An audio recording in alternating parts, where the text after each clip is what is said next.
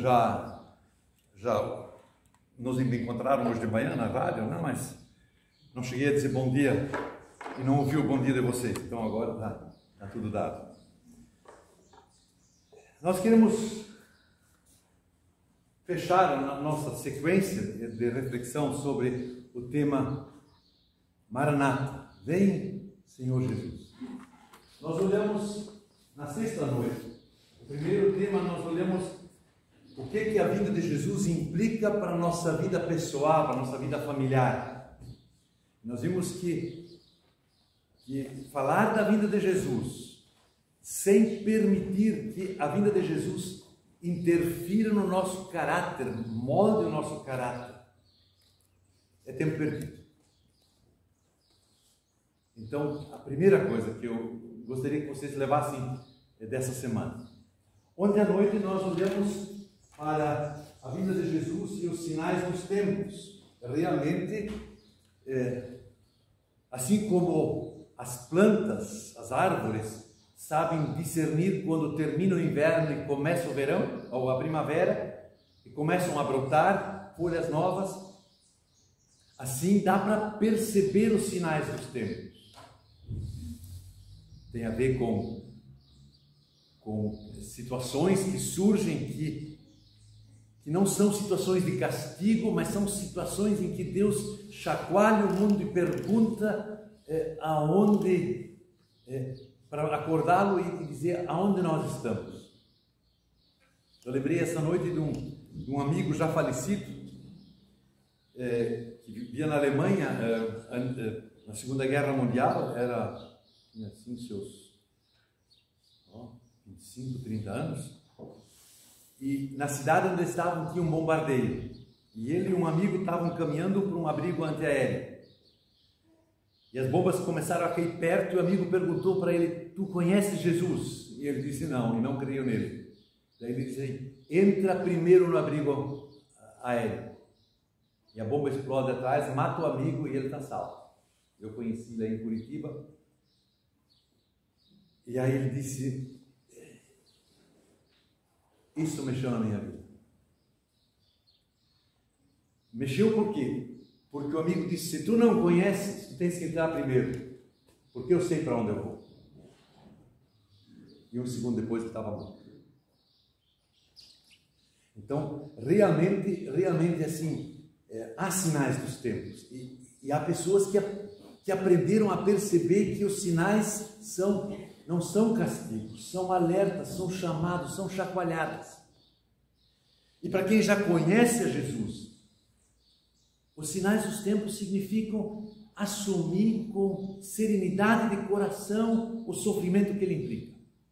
Seja perseguição, como no caso desse amigo do seu Baranov, de dar a vida pelo amigo, e dizer que tu tens preferência.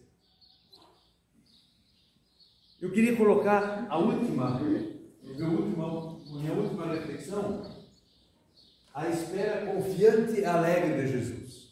Esperar por Jesus não é nada catastrófico, mas sim é algo que enche o coração de alegria. Eu queria colocar sobre uma palavra do apóstolo Paulo, de Romanos 15, versículo 13, onde o apóstolo Paulo escreve que o Deus da esperança os encha de toda alegria e paz, por sua confiança nele, para que vocês transbordem de esperança pelo poder do Espírito Santo. Eu leio mais uma vez.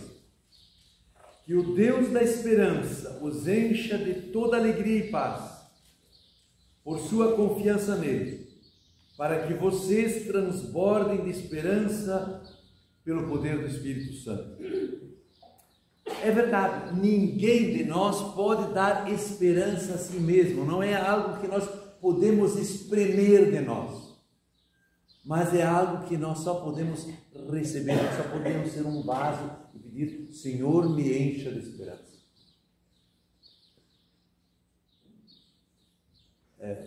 Acho que hoje de manhã não está aqui junto, mas na sexta-feira de noite eu encontrei o seu Vandro lá do Rio Antinha, sentado atrás do canto. E tem coisas assim que a gente não esquece. Eu acho que era o filho mais novo deles que tinha tinha inflamação, ia e voltava, tomava remédio, voltava, estava no hospital, aqui no Bom Jesus, aqui. Eu fui visitar eles. E a senhora Vanderlo disse para mim, ela nem lembrava mais disso, ela disse para mim, Magno, o pouquinho de fé que nós tínhamos já se foi tudo. É assim nós somos. Quando a coisa aperta, nós logo ficamos vazios. Ela lembra do que eu orei, eu não lembrava mais do que eu orei naquela ocasião. E ela disse que o filho dela também lembra isso. Eu cantei uma oração. Eu não sou bom de canto, né? Não arrisco cantar num grupo de canto que nem esse, mas do jeito que eu fiz. Então, não é? É nosso coração. Só Deus pode encher nosso coração. E é por isso que a palavra de Deus nos dá, por assim dizer, um trailer da eternidade. Os últimos 2 capítulos do Apocalipse, né? Antes do Apocalipse faz um pouquinho um retrato dos apertos que vem por aí. Mas nos últimos 2 capítulos você tem um trailer, eu espero que vocês saibam, né? Um filme, faz propaganda no filme, mostra assim um pedacinho do filme para dar um gosto dele. Netflix e companhia sabem fazer isso muito bem, né? E aí, os últimos capítulos de João são isso. Então nós queremos olhar hoje para esses 2 últimos capítulos. E justamente o propósito desses 2 capítulos é nos fazer entender, nos fazer degustar, nos fazer apreciar e viver nessa esperança, nessa certeza de que Deus preparou algo extraordinário. Mais de 150 anos atrás, viveu na Alemanha um filósofo, e ele disse uma vez assim, traduzido, ele disse mais ou menos assim: os cristãos me deveriam parecer mais felizes para eu crer no Deus deles. É verdade. As pessoas olhando para a nossa vida devem perguntar, como nós cantamos, quem é esse povo? Quando há uns 30, 40 anos atrás, na Etiópia tinha uma grande perseguição dos cristãos, porque a Etiópia, eles derrubaram o imperador que eles tinham lá e os comunistas assumiram o governo, e a perseguição dos cristãos foi muito consequente. Não puderam mais realizar cultos, não podiam mais se reunir, mas os comunistas tinham medo da morte.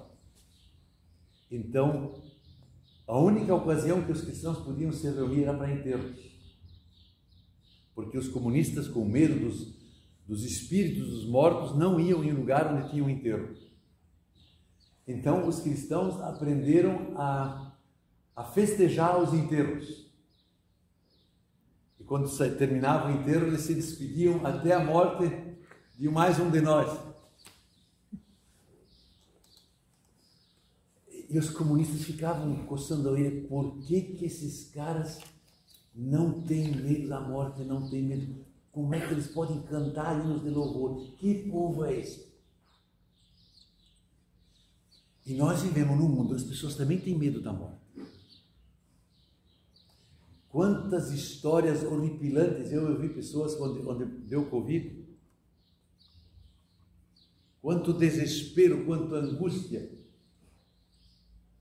E a diferença é onde de repente alguém tem esperança real, onde isso não é assim uma coisa que está no automático, mas que é vivenciado. E é isso que o apóstolo João nos quer fazer entender. Nós não vamos ler todos os 2 capítulos. Se você não chegou a ler ontem à noite ainda, porque já ficou tarde, mas releia hoje durante a tarde, sempre uma hora, leia esses 2 capítulos. Mas eu pediria que alguém lesse para nós os versículos 1 a 8 primeiro. Capítulo 21 de Apocalipse, versículos 1 a 8.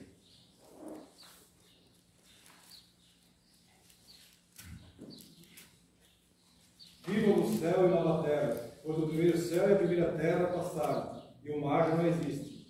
Vi também a cidade santa, a nova Jerusalém, que descia do céu, da parte de Deus, ataviada como noiva, adornada para o seu esposo. Então ouvi grande voz vindo do trono, dizendo: eis o tabernáculo de Deus, com os homens. Deus habitará com eles. Eles serão povos de Deus, e Deus mesmo estará com eles. Ele lhes enxugará dos olhos toda lágrima, e a morte já não existirá. Já não haverá luto, nem pranto, nem dor, porque as primeiras coisas passaram. E aquele que está sentado no trono disse: Eis que faço novas todas as coisas. E acrescentou: Escreve, porque essas palavras são fiéis e verdadeiras. Diz-me ainda: Tudo está feito. Eu sou o Alfa e o Ômega, o princípio e o fim. Eu, a quem tem sede, darei de graça da fonte da água da vida. O vencedor herdará essas coisas. Eu lhe serei Deus, e ele me será filho.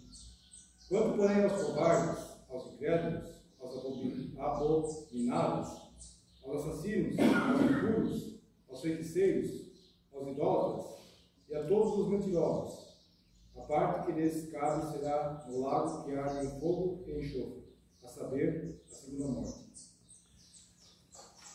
Vocês sabem, né?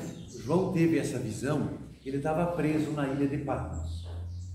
É uma ilha que fica entre a Turquia e a Grécia, lá no mar Egeu, que era uma prisão, era uma ilha usada como prisão. E os romanos prendiam nessa ilha todas as pessoas que, por assim dizer, eram da elite. Era uma prisão assim, tipo daquela que o pessoal da Lava Jato lá estava em Curitiba, né? Não era uma prisão de pé rapado normal, onde nós ia cair, né? Mas era assim uma prisão especial.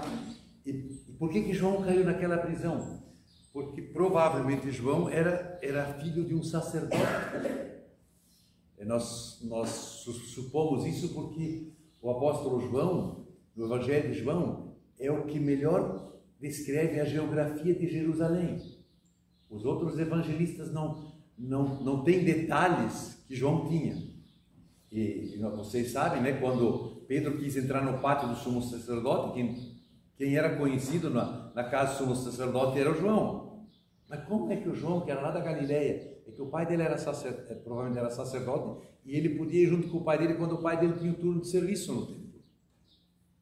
Então João pertencia, por exemplo, dizer assim, à elite judaica, e por causa dessa carteirinha, ele foi preso naquela ilha. Ele teve, nós não sabemos quanto tempo ele ficou preso lá, mas em todo caso ele teve preso naquela ilha, e lá ele teve a visão como prisioneiro, numa hora assim, inesperada, e o final dessa visão é isso. Então você imagina o apóstolo João preso, ele vê tudo que vem pela frente, assim os tormentos, ele recebe um recado para 7 igrejas, e no final ele tem essa visão deslumbrante. Ele vê algo descendo, a nova Jerusalém descendo do céu. Porém, nos primeiros versículos aqui, só assim um tópico, só um relance, a nova Jerusalém. E aí ele ouve Deus falar. E a voz vem direto do trono eterno de Deus. Quer dizer, não é nenhum anjo explicando, não é Deus dizendo, isso aqui é minha morada com os homens.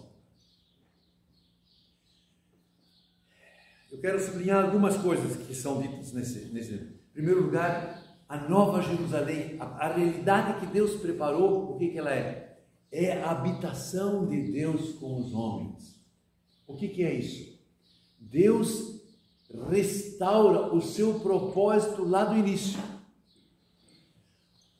Se você reler Gênesis 3, você vai ver que Deus passeava no fim do dia no jardim do Éden. Quer dizer, antes da realidade do pecado, o propósito de Deus era de conviver com a humanidade. Mas o pecado destruiu essa possibilidade. Ela destruiu essa possibilidade porque o ser humano queria ser igual a Deus. Então, toda a história da salvação tem a ver com o fato de conduzir de volta, de abrir um caminho para a humanidade sair dessa vaidosa rebeldia de querer ser igual a Deus e por meio de Jesus se tornar apto a viver na presença de Deus. E a nova Jerusalém é a realização desse propósito eterno. é o propósito que Deus já tinha na criação e que Ele realiza plenamente. Uma vez um jovem perguntou, mas por que então Deus não permitiu a tentação? Por que Ele não impediu isso? E eu nunca tinha resposta para isso, até que eu li um livrinho de um escritor inglês chamado C.S. Lewis. Ele escreveu um pequeno livrinho, Cristianismo Puro e Simples. Ele escreve lá, porque Deus não impediu a tentação, porque Ele não queria que ninguém viesse a viver com Ele obrigado.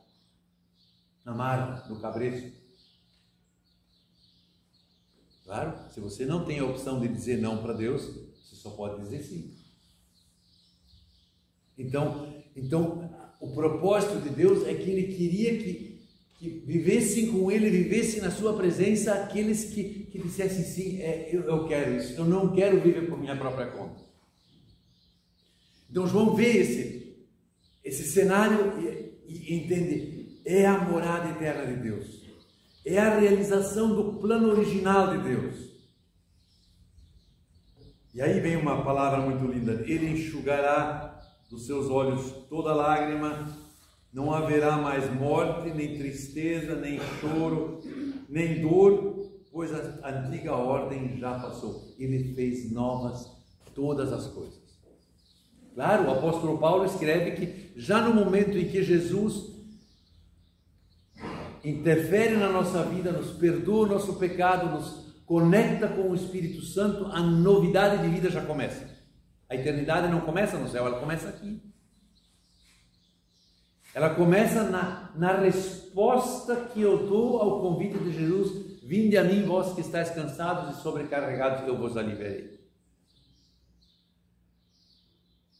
Mas essa promessa que não haverá lágrima, não haverá. Claro, no mundo ainda passamos por aflições. A eternidade, ela começou, mas ela não está concluída. Mas João já vê a conclusão e ele vê, e Deus diz: não vai mais haver lágrima. Que promessa preciosa! Não haverá mais dor, não haverá mais câncer, não haverá mais Covid. As coisas antigas, nessa visão, nesse trailer do futuro, já passaram.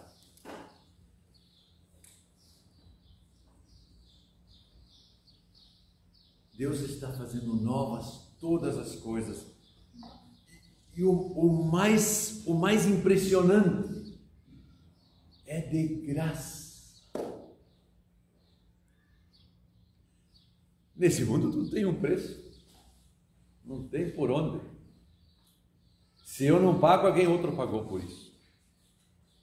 Os americanos têm um modo de dizer: there is no free meal. Não existe almoço de graça. Mas quem tiver sede, beba, que é de graça. A oferta é a todos. Não há pessoa perdida demais. Não há pessoa rebelde demais. Não há situação desesperada demais.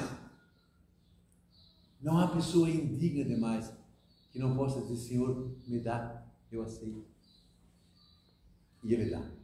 Ele dá de gosto, Ele dá de coração. A parábola do filho pródigo é tão bonita porque é claro que o filho se arrependeu lá nos porcos, que de repente aquela lavagem não estava mais para comer. Mas só o arrependimento não teria salvo ele. O pai o avista de longe, o pai estava esperando por ele. E o pai corre, abraça e beija, e só depois do abraço e do beijo o filho balbucia: pai, eu peguei contra o céu e dentro. Quer dizer, a confissão de pecados vem depois do abraço de Deus. É essa vontade do Criador para com toda a criatura.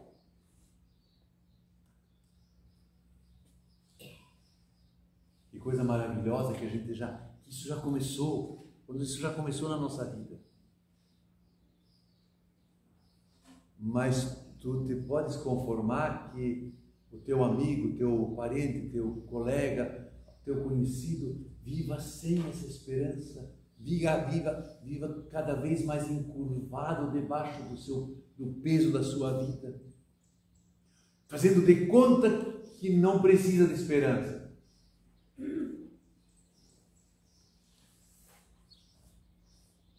é de graça. Ao vencedor darei todas essas coisas. E vencedor não é aquele que venceu por muque próprio. Não, é vencedor assim como Jacó no Val do Jaboque foi vencedor. Jacó, lembra aquele filho do Isaac, né? Que se mandou porque logrou o pai na herança, na bênção, e muitos anos depois volta, né? E de repente ele escuta que o irmão dele vem com 400 homens ao encontro dele, e aí ele se borra todo, né? E diz, bom, ele pode matar todo mundo, menos eu. Então ele põe a família dele na frente, os camelos dele, tudo que ele tinha, ele fica para trás do rio, de um riozinho lá chamado Jaboque, né? E lá ele luta com Deus. Como foi essa luta? Foi como se um menininho assim, de 2, 3 anos luta com o pai, né? Não, assim, mas o cara... E aí que o menino está dando soco no pai, o pai dá com todo cuidado, né? Não tem jeito, de repente o anjo pega ele um pouquinho mais forte e Jacó fica manco da coxa o resto da vida. E o anjo diz para ele, Deus diz para ele, tu ganhaste. A vitória gratuita. Na verdade ele perdeu, mas Deus deu a vitória para o Jacó. Assim que nós somos vencedores.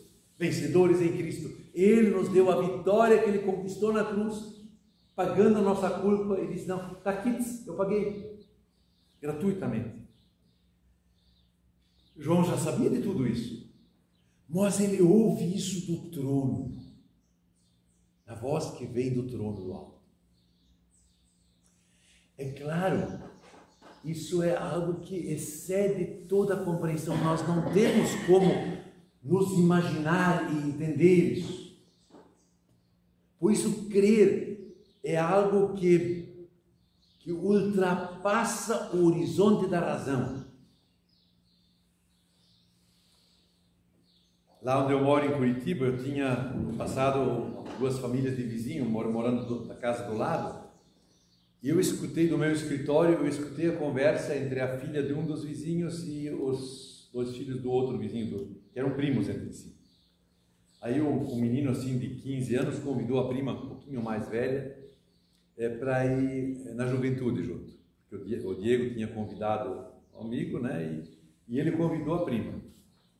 Aí começaram a conversar sobre a fé, e daí a prima disse assim, mas quando a gente está no 2º grau não é mais tão fácil de crer como é quando a gente não está no 2º grau. Muito bem observado por essa menina, que ainda continua morando do lado da nossa casa. Por que isso? Porque no processo de formação, né, nós aprendemos física, química e essas coisas, e aí de repente a gente começa a dizer, não, mas alguma coisa na Bíblia não está certa, né? Eu pensava assim. Aí um dia escutei um pastor dizer, não, Jesus acalmando tempestade, isso é só uma história assim, para uma ilustração, aqui, não aconteceu de verdade. Porque onde já se viu uma onda parar porque alguém disse para. O vento parar de soprar porque alguém disse não, isso é contra as leis da física. As ondas, quando uma vez vai em Camboriú, na praia lá, um dia de ventania assim, né? Não tem nem como segurar. Vocês acham que os discípulos não sabiam disso também? Por que eles, quando estavam no barco lá, quando acalmou a tempestade, eles disseram, quem é esse? Só tem uma resposta para isso.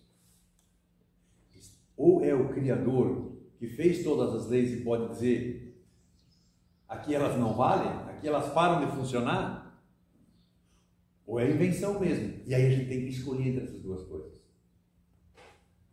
Quando eu escutei aquele pastor dizer que era só um conto, assim, uma ilustração, eu fiquei encantado. E lá nos fundos uma moça levanta e diz, pastor, o senhor está enganado. Jesus acalma a tempestade mesmo. Pastor, eu nunca tinha visto alguém contestar o pastor, é a primeira vez na vida que eu vi isso. O pastor disse, que prova você tem? Ela disse, a prova da tempestade da minha vida que Deus acalmou. Todo mundo riu. Eu fiquei pensando por Deus, se ela tiver razão e os outros todos, e nós tudo errado, eu tenho que ir atrás disso, por isso que eu vou estudar teologia.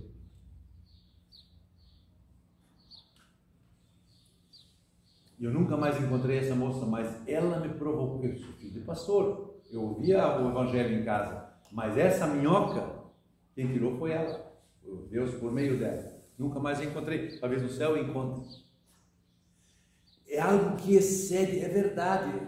Muitas pessoas vivem na dúvida, elas não vão se convencer da dúvida por argumentos. O que me convenceu naquela moça era dizer: a tempestade da minha vida se foi por causa de Jesus. Eu tenho certeza que isso é verdade. Então, permita que Deus trabalhe a sua vida, permita que Deus trabalhe o seu coração, para que as pessoas percebam que é real o que Deus diz. Percebam que é de graça mesmo que Deus perdoa, que Ele dá graça, alegria e paz pelo seu Espírito Santo. Essa voz João ouviu lá do alto, lá na prisão. Que isso deve ter assim escorrido como bálsamo sobre o seu coração. O próximo trecho de Apocalipse 21, em si vai até o capítulo 22, versículo 5. Nós não vamos ler agora, mas eu vou falar um pouquinho sobre isso. No capítulo 21, 9 até o 22, 5, é por assim dizer, o anjo pega o João pela mão e dá uma passeada por Jerusalém, quer dizer, uma passeada não, ele levou para um alto, para um monte e mostrou, deve ter mostrado de muito longe, porque você já viu o tamanho da Nova Jerusalém? 2.200 quilômetros de largura. Para tu ver 2.200 quilômetros de largura, não adianta você ir naquela estação espacial que tem lá, porque tu não vê tanta distância. É como ver de uma vez só, daqui até Vitória no Espírito Santo, de largura. Daqui a Vitória no Espírito Santo, de profundidade. E daqui até o Espírito Santo, de altura. 2.200 quilômetros de altura. Os prédios mais altos têm 500, 600 metros.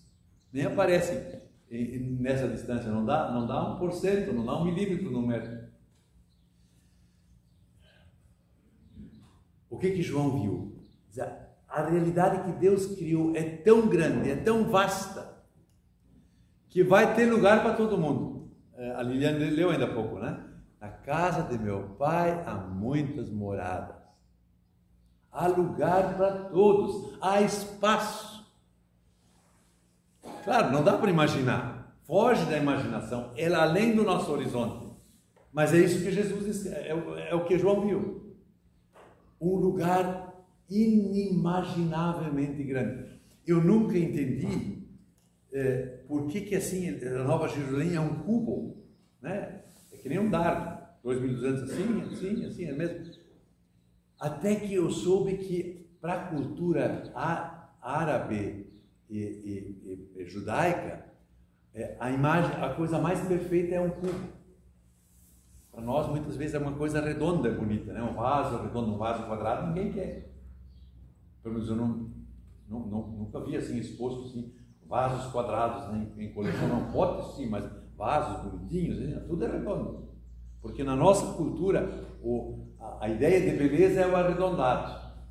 Para a cultura árabe, até hoje, e judaica antiga, o quadrado era. Então, a visão que ele teve, digamos, fala a linguagem que o João entendia. É a coisa mais maravilhosa e enorme, inimaginavelmente grande. E aí, a gente lendo essa passagem, a gente fica impressionado. Quanto luxo! Quanto luxo!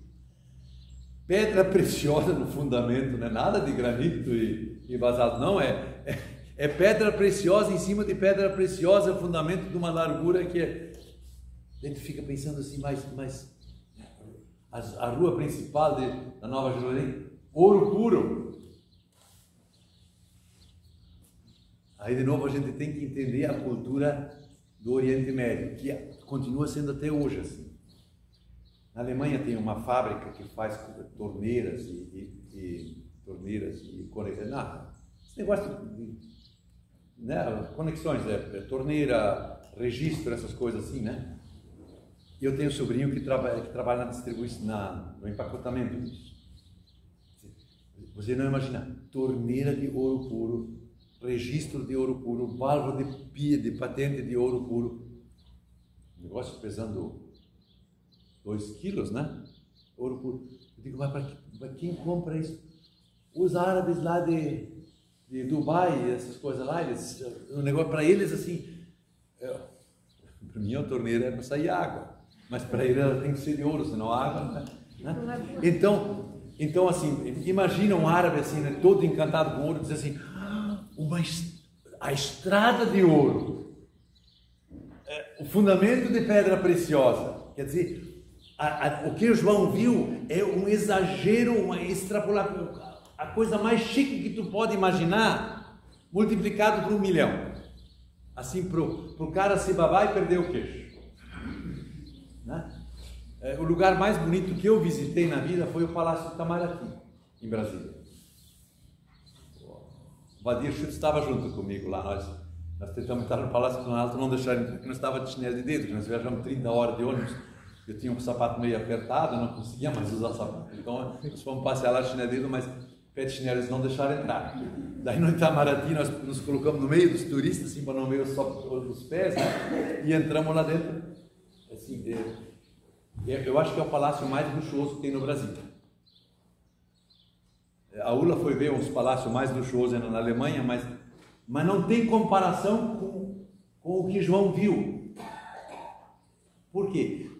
Para nos fazer dizer assim, olha, excede tudo que você pode imaginar de beleza.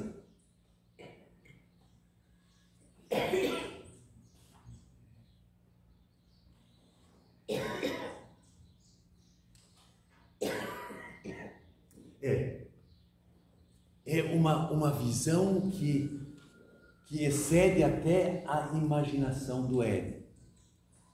Porque se você lê o capítulo 3 de Gênesis, para nós assim, parece uma história estranha, um jardim que tem um rio dos 4 lados do jardim, não é? Mas você tem que imaginar que essa história, quando Moisés conta ela a primeira vez lá para o povo de Israel, eles estão no deserto. No deserto, se tiver uma vertente de água, já é muita coisa, né? Deus teve que providenciar uma vertente acompanhando eles naquela jornada. Para eles, imaginar um lugar onde tinha um rio de todo lado, era uma coisa que, queria morar lá. Nós que temos um riozinho aqui, temos uma vertente no terreno, não podemos imaginar o que é morar num deserto, ou morar num lugar onde a água é super escassa. Então, o que o anjo mostra nessa caminhada, ao ciceronear o João, é essa visão. É claro, quando a gente começa a olhar essa visão, às vezes assim, na verdade, João viu algo inimaginável. Ele usou as palavras que ele tinha para descrever o que ele viu. E está certo isso? Porque o apóstolo Paulo escreve que nenhum olho viu o que Deus preparou. As nossas palavras são insuficientes para o que Deus preparou. A nossa cabeça é incapaz. Mas extrapolando tudo que nós podemos imaginar, vai ser melhor ainda. E daí no capítulo 22, versículos 6 até 20, agora Jesus fala. E eu pediria que alguém lesse os versículos 6 até, pode ler até o 20, para a gente olhar esta última parte mais uma vez com atenção. Alguém pode ler para nós. 22, 6 a 20? Isso. O anjo me disse, essas palavras são dignas de confiança e verdadeiras. O Senhor, o Deus dos espíritos dos profetas, enviou o seu anjo para mostrar aos seus servos as coisas que em breve hão de acontecer. Eis que veio em breve. Feliz é aquele que guarda as palavras da profecia deste livro. Eu, João, sou aquele que ouviu e viu essas coisas. Tendo-as ouvido e visto, caí aos pés do anjo que me mostrou tudo aquilo para adorá-lo. Mas ele me disse, não faça isso. Sou servo como você e seus irmãos, os profetas, e como os que guardam as palavras desse livro. Adore a Deus. Então me disse, não cele as palavras das profecias deste livro, pois o tempo está próximo. Continue o injusto a praticar injustiça, continue o imundo na imundícia, continue o justo a praticar justiça e continue o santo a santificar-se. Eis que vem em breve. A minha recompensa está comigo e eu a retribuirei a cada um de acordo com o que fez. Eu sou o alfa e o ômega, o primeiro e o último, o princípio e o fim. Felizes os que lavam as suas vestes e assim têm o direito à árvore da vida e podem entrar na cidade pelas portas. Fora ficam os cães, os que praticam feitiçaria, os que cometem imoralidades sexuais, os assassinos, os idólatras e todos os que amam e praticam a mentira. Eu, Jesus, enviei o meu anjo para dar a vocês esse testemunho concernente às igrejas. Eu sou a raiz e o descendente de Davi e a resplandecente estrela da manhã. O Espírito e a noiva dizem, vem. E todo aquele que ouvir, diga, vem. Quem tiver sede, venha. E quem quiser, beba de graça da água da vida. Declaro a todos os que ouvem as palavras da profecia deste livro. Se alguém lhe acrescentar algo, Deus lhe acrescentará as pragas descritas nesse livro. Se alguém tirar alguma palavra desse livro de profecia, Deus tirará dele a sua parte na árvore da vida e na cidade santa que são descritas nesse livro. Aquele que dá testemunho dessas coisas diz, sim, venho em breve. Amém, vem Senhor Jesus. Nessa parte final, nós vemos que primeiro o anjo fala, mas de repente a gente percebe que é Jesus que está falando. E aí, por assim dizer, o livro fecha com o começo, porque lá no começo João está e de repente ele vê Jesus na sua presença. E Jesus se manifesta para ele.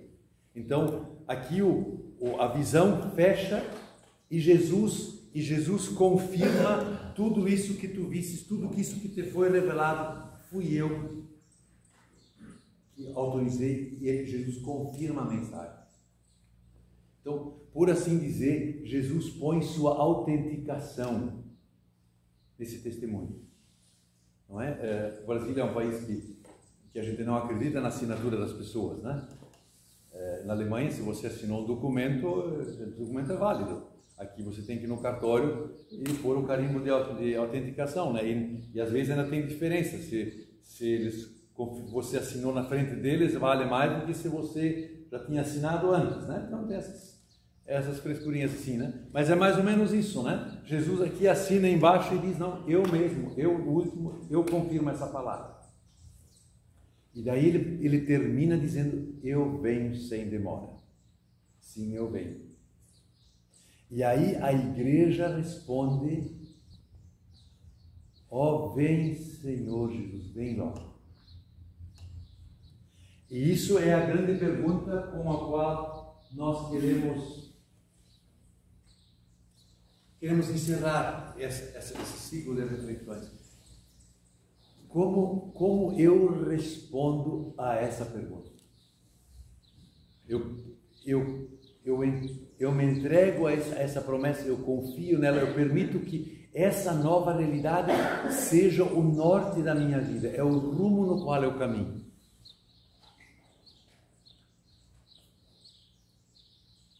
Jesus, eu venho sem demora, e a igreja responde, sim, vem Senhor Jesus, Maranata, vem até nós. É verdade que, né, eu disse hoje mesmo no programa de rádio, nós tendemos a viver no automático. E nós sempre não precisamos ser tirados do automático. Para que essa perspectiva realmente perpasse a nossa vida e nós sejamos e nos tornemos conhecidos como pessoas que esperam por Jesus, que orientam em Jesus. Martim Lutero, ele cunhou essa palavra somente Cristo. Isso tem muitos aspectos, mas um aspecto muito importante é esse somente Cristo morreu por nós no passado e ele voltará, e nós estamos entre esses dois pontos e caminhamos em direção à sua volta. Pode ser que ele volte antes, nos arrebate. Pode ser que ele nos chame antes. Mas eu quero estar preparado para e viver nessa perspectiva. E isso faz diferença no mundo em que vivemos. Cada vez mais secularizado. Cada vez com mais pessoas levantando minhocas, perguntas. Isso não é ruim? Isso nos desafia a dar testemunho com nossas palavras, não precisamos ter medo de dizer alguma coisa, e com o nosso modo de viver. Essa noite eu acordei cedo hoje de manhã, então eu fiquei pensando assim, né? É interessante que a nossa vida na cidade, eu vivo numa cidade grande agora há 30 anos, é interessante como certas coisas saem do horizonte da gente. Esses 3 dias que eu estou em Curitiba, eu vi falecer 3 pessoas que eu conhecia. Em Ituporanga, né? Em Ituporanga, né? O Mário, a senhora Elma Schumacher, e ontem morreu um Bruder que morava na vizinhança. Na cidade grande, você nem fica sabendo que alguém morreu. Uns anos atrás morreu um vizinho meu, a 3 casas da minha casa, eu fiquei sabendo 2 meses depois. Porque ele adoeceu, foi levado para o hospital. Como a filha mora perto do hospital, a esposa ficou no hospital lá, ele veio a falecer no hospital, a mãe ficou mais 2 meses na casa estava fechada. Quando ela voltou, eu só notei que o meu vizinho não via mais ele caminhar. Eu perguntei, ele tinha falecido, a gente não fica sabendo. O amontoado de gente é tão grande, o anonimato é tão grande, que você não se... E aí é perceptível que num contexto cada vez mais urbano, mais cidade grande, de repente a realidade da morte sai fora. É uma coisa de alguém está longe, né? Você não conhece. Nesse sentido, a vida num lugar pequeno, onde a gente se conhece, não é que eu não conheça gente em Curitiba, mas as conexões são muito mais precárias. Então, o risco de viver no automático ainda aumenta. E eu imagino que também vai aumentar por aí.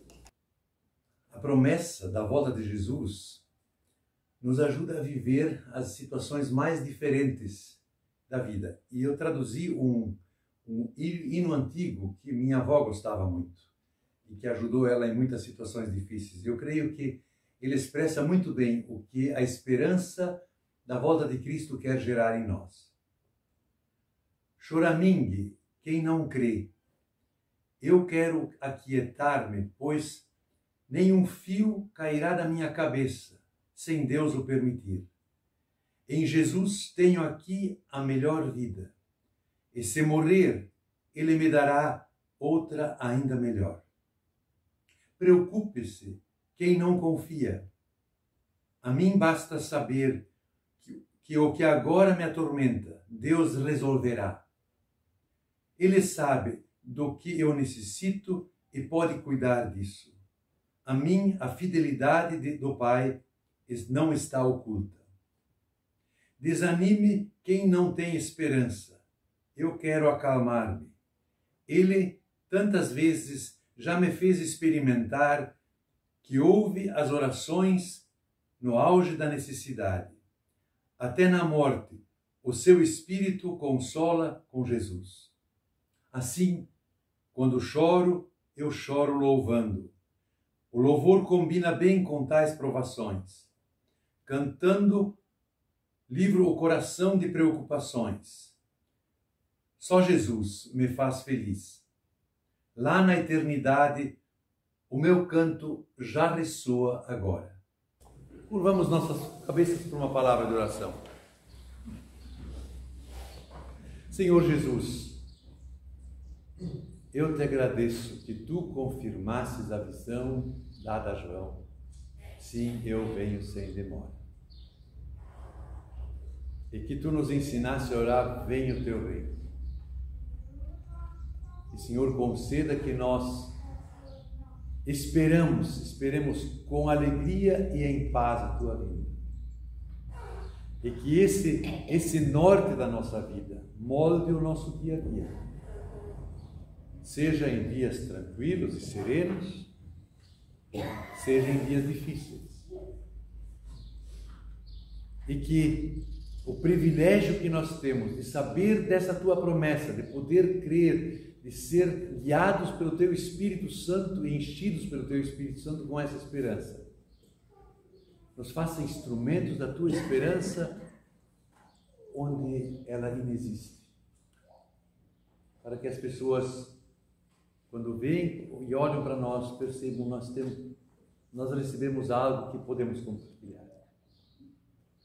Senhor, faz com que o nosso testemunho seja desafiante, ousado, e que não receamos ser debochados, ser considerados ingênuos, porque a tua promessa vai se realizar, quer o mundo queira ou não queira. Louvado sejas por isso. Quero pedir pelo ministério da Lilian e do Valdecir, aqui nessa igreja, na sua liderança, por todos que arregaçam os braços para o trabalho nessa igreja, desde trabalho com crianças, com jovens, nos grupos de casais. Ó Senhor, fortaleça a edificação dessa igreja no Teu Evangelho. Use, Senhor, o grupo de canto para não só fortalecer os cantores, mas também para fortalecer a igreja. Ó Senhor, como será lindo poder entoar o louvor a todas as vozes afinadas no Teu grande reino. E conduze-nos, Senhor, para junto de Ti, para que juntos, na Tua eternidade, possamos cantar louvores e aleluias ao Pai, ao Filho e ao Espírito Santo. Amém. Amém. Oh